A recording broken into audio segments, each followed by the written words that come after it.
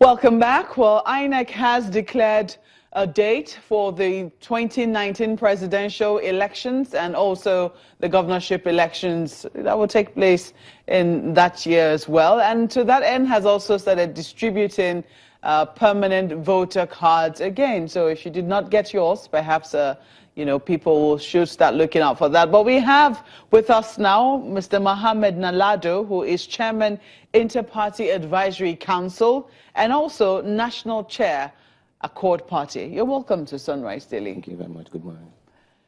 One of the complaints, or should we start with the fact that INEC, even put out this date 2 years early.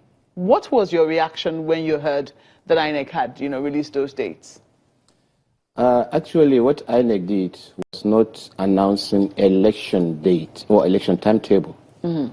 What they did is to try to create a calendar, election calendar in Nigeria, mm-hmm. how elections should be taking place, the dates and times. So this is what INEC did. It is not particularly for 2019. No, it is for all the coming years, all the preceding years. So do you think that's a good step?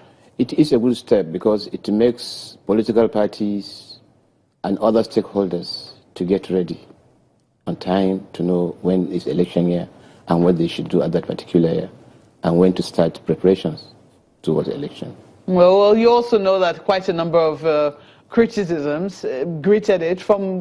We saw that INEC eventually held a meeting with party stakeholders, and one of the criticisms they had was that they were not consulted before INEC released the calendar. Exactly, because the insinuation we had before we had the meeting with INEC was that INEC has released election timetable for 2019 mm-hmm. without making consultations with political parties. Mm-hmm. I think that was the area where we had a little disagreement. But when the chairman of the commission explained to us, we all agreed and saw reason in what he did. Why do you think INEC has to consult with the political parties first before, coming out to do its job? Well, we are stakeholders in election in Nigeria, and I think political parties are the most important stakeholders. So it's good to have our inputs while taking decisions of that nature. So that is why we felt we should be. In fact, that is why we are having this consultative meeting with INEC quarterly. So for us to share ideas, to see how we can synergize and do things together. So why did you eventually agree with INEC when you had that meeting? What made you change your mind? No, we didn't change our mind. Mm-hmm. We accepted what INEC has presented to us, that this thing is a calendar. You see, like in the US and other developed democracies, they have election timetable like our own. Like in US, presidential election takes place second Tuesday of November of election year. So we want to have similar thing in Nigeria. And the same thing, the same practice applies in some countries like Norway, New Zealand, even Ghana in Africa. They know when their election year is and when the election is going to take place in that year. So that is what we want to have in Nigeria. Yeah, in full agreement of that. Well, INEC has also said they're going to be distributing PVCs, to that effect to ensure that more and more people are able to participate in the process. Do you have any questions as INEC, as we, prepare now towards the 2019 elections? Yes, you see, this PVC issue is very important because it is the most important tool for even political parties. If your supporter doesn't have a voting card, that means he cannot do anything to help your political party. And doing it at this moment, I think, is very, very necessary and important. Looking at the history in the last 2015 election, we have about 7.8 million cards that have not been collected. So starting this thing early, like they have announced that they're going to start in April, I think it's a welcome development. It will give opportunity for people that have not collected their cards to come up and collect their cards. And I think it is important, maybe INEC should engage the media to campaign, to let people aware that their cards are still available. They can come forward and collect it. One of the criticisms that, greeted this INEC, maybe as a result of a misperception of what INEC was trying to do, was that when INEC announces the date like that, what you find is that in many quarters, governance tends to stop, and we just, find politicians focus on the next elections. Do you think that that will be the situation in this scenario? You see, that is why we say this thing is not particularly for 2019. It is not particularly for 2019. And I think INEC starting this in April is just a wake-up call to all political parties and other stakeholders to come up and start preparing. It's not, I think, meant for the government to put aside what they are doing and concentrate on how they are going to win elections. I think it's just a wake-up call for people to know that election is around the corner. But we have about 2 years to come. 2 years to come. Maybe we will not find this type of anxiety after 2019, considering that from even the first day of 2019, people will be, or maybe after the elections of 2019, people will know when the next elections will be and will be able to calculate the date, and, perhaps this kind of anxiety would not happen. But do you see a situation whereby, as you rightly said, it's a wake-up call, politicians will now begin to remember even more clearly that 2019 is just around the corner? So, I don't think this will affect will affect the governance. For instance, your party now, Accord Party, how has this affected, the organization within your party? It won't do anything. You see, if you have to have planning, we have to have certainty in the election timetable. And this is just a wake-up call for us to know that election is coming in 2 years to come. So I don't think there is anything that will affect our normal day-to-day activities. Okay. So as a political party, are you quite satisfied with where INEC is currently in terms of its own preparations, conducting elections, and how it's getting ready also for the next general elections? Certainly, yes. You see, like now that they have announced this is how elections should be taking place in Nigeria, it is also giving notice to the government to start preparing how to allocate funds for INEC to start, getting those sensitive and non-sensitive materials on time. So it is a welcome development, and I'm sure not only my party, all political parties will be happy with this. Okay. Well, there have been complaints as to, initially it was about INEC not having national commissioners, but now, they have national commissioners. Now it's also about them not having the resident electoral commissioners for the states being, up to date. Are you worried about that development? Yes, certainly, but I don't think that will have any bad side effects.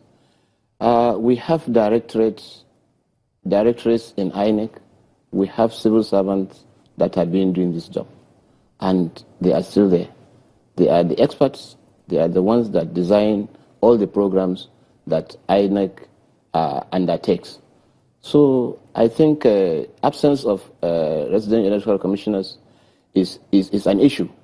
But the most important thing is the people that are doing the job are there in INEC. How big an issue is it? Well, I say it is an issue because you need to have resident electoral commissioners when the election comes. Not before the election? It is good to have it before the election, but if you don't have it, that cannot stop the work. The work must continue, and we have the people that are doing the work in INEC. You seem very confident of INEC's abilities to conduct free and fair and credible elections. Why is that? Yeah, we go by the history. We had several elections in Nigeria in the past, and I think the level of awareness the present INEC is creating, I think, is making things easier for political parties. I mean, this reduces the number of litigations. You can see in the 2011 elections, the number of litigations was so many, but in 2015, the litigation was less. And you can see there are always improvements in their conduct. Those elections conducted after 2015. Well, Mr. Nalado, I'm afraid I have to interrupt your thoughts there. We'll have to take a moment. We'll continue and wrap up in just a moment. To stay with us.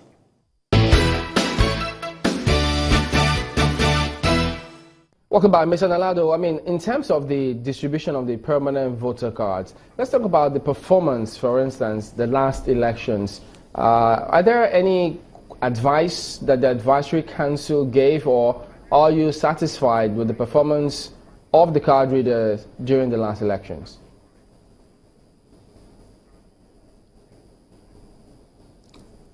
Actually, the distribution was successful because 80% of the PVCs were collected. And now INEC has declared that they have about 7.8 million that have not been collected. And we advise INEC they should engage in campaign media and also get synergize with political parties, party leaders, to help them in educating voters on the need to come and collect their PVCs. And the issue of card reader, I think we are seeing improvement day by day. The problems experienced during 2015 elections were reduced during the subsequent elections conducted by INEC. And they promised us at our last consultative meeting that they are going to improve. So we are taking them by their words, and we are looking on before, and I believe there are going to be elections before 2019 general elections. So those will be the testing period for us to have confidence in INEC that yes, the PVC, I mean the machine is going to work perfectly. The tests we've had so far in Rivers and Ondo and Edo states, are you comfortable, or are you comfortable about how the card reader has worked so far? Yeah, we are comfortable because you can see compared to what we experienced in 2015 elections, the use of card reader was much better in the subsequent elections held after 2015. And we still complain that there were still issues of the failure of card reader in some polling stations. But they promise us that they are working on that, the experts are working on that, and they're going to improve. Okay, so that's where we'll have to leave it. Thank you so much for coming on Sunrise Daily. We've been speaking with Mr. Mohammed Nalado, who is the chairman, Inter-Party Advisory Council, and also the chairman of Accord Party. Well, that's where we'll wrap it up from our session here in Abuja. It's back to you now, Chamberlain and Gimba in Lagos. Thank you from here.